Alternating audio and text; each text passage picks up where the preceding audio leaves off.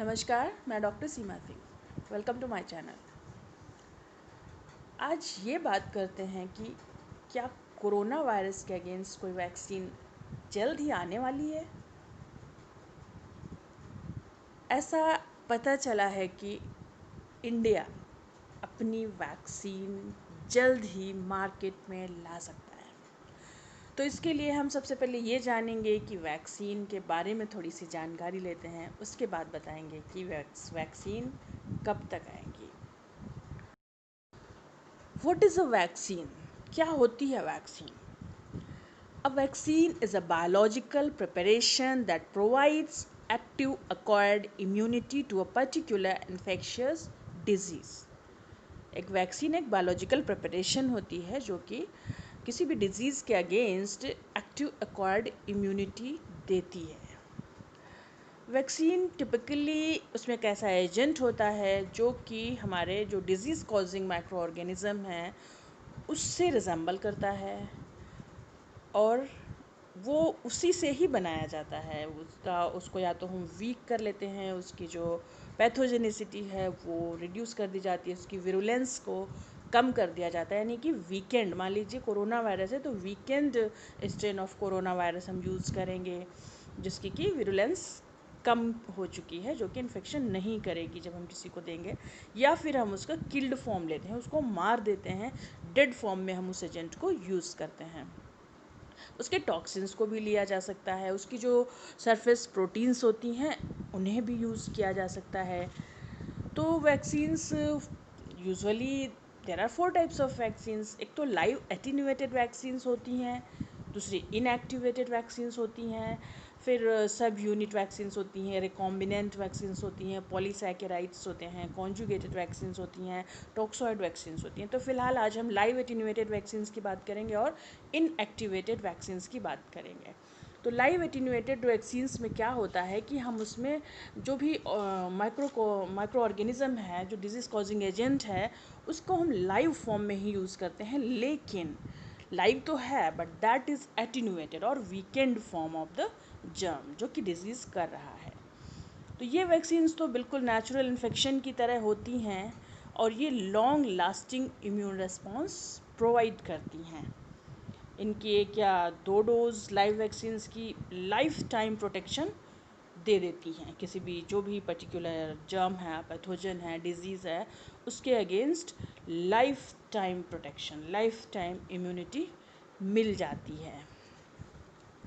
Live vaccines इनकी लेकिन थोड़ी सी कुछ लिमिटेशंस होती हैं क्योंकि इनमें वीकेंड फॉर्म है लेकिन लाइव वायरस है, तो इन्हें एक तो कूलिंग रेफ्रिजरेशन की बहुत ही स्ट्रिक्ट रिक्वायरमेंट होती है।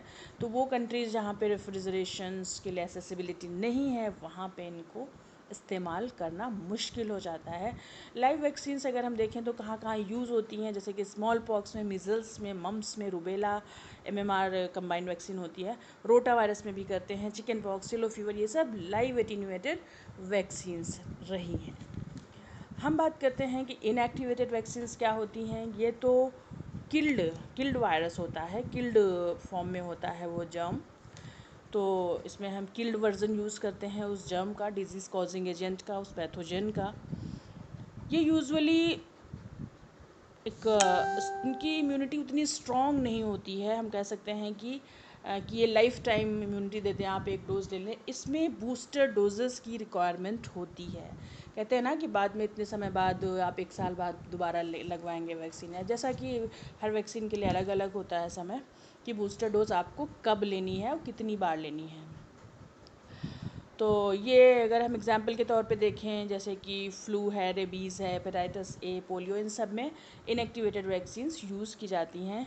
और अगर हम कोवैक्सीन की बात करें तो ये कोवैक्सीन क्या है? कोरोना वायरस के ख़िलाफ़ जो वैक्सीन बन रही है इंडिया में, बल्कि बन चुकी है, उसको कोवैक्सीन नाम दिया गया है। ये एक इनएक्टिवेटेड वैक्सीन है। Hyderabad based biotech, Bharat biotech ने, हम कह सकते हैं कि सक्सेसफुली कोवैक्सीन डेवलप कर ली है। लेकिन ये उन्होंने अकेले नहीं किया है, इसके लिए ये इनका एक कोलैबोरेशन था नेशनल इंस्टीट्यूट ऑफ वायरोलॉजी के साथ, ICMR के अंडर। उनके साथ मिलकर इन्होंने कोवैक्सीन को डेवलप किया है। जो नेशनल इंस्टीट्यूट ऑफ वायरोलॉजी है, उनका क्या काम था, उन्होंने स्ट्रेन प्रोवाइड किया है। ये जो स्ट्रेन है कोरोना वायरस का, तो एनआईवी ने उस स्ट्रेन को आइसोलेट किया, कोरोना वायरस के स्ट्रेन को आइसोलेट किया। कहाँ से किया? एक एसिम्टोमेटिक कोविड-19 पेशेंट से उसे उन्होंने आइसोलेट किया, फिर उसे उन्होंने भारत बायोटेक लिमिटेड को ट्रांसफ़र कर दिया ताकि वो आगे के काम वो देख सकें फॉर फर्दर डेवलपमेंट। तो बीबीएल ने वैक्सीन डेवलप कर ली है।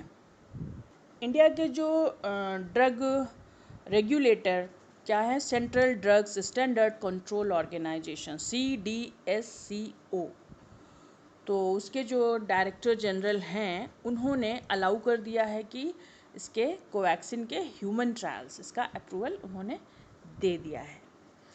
Drug controller general of India who's head of CDSCO, उन्होंने अप्रूवल दे दिया है कि इसके जो फर्दर फेजेस हैं क्लिनिकल ट्रायल्स की, उन्हें किया जाएगा जल्दी ही। और इसकी यूजुअली हम जानते हैं कि 4 स्टेजेस होती हैं किसी भी वैक्सीन की टेस्टिंग प्रोसेस में। पहली तो प्री क्लिनिकल ट्रायल्स होते हैं जिसमें कि एनिमल्स पे करते हैं, गिनी पिग्स हैं, माइस हैं, इन्हें यूज़ किया जाता है प्री क्लिनिकल ट्रायल्स के लिए। उसके बाद क्लिनिकल ट्रायल्स होते हैं, उसकी आगे की 3 फेजेस होती हैं। अब उसमें देखें तो फर्स्ट फेज में क्या होता है कि स्मॉल ग्रुप पर किया जाता है क्लिनिकल ट्रायल।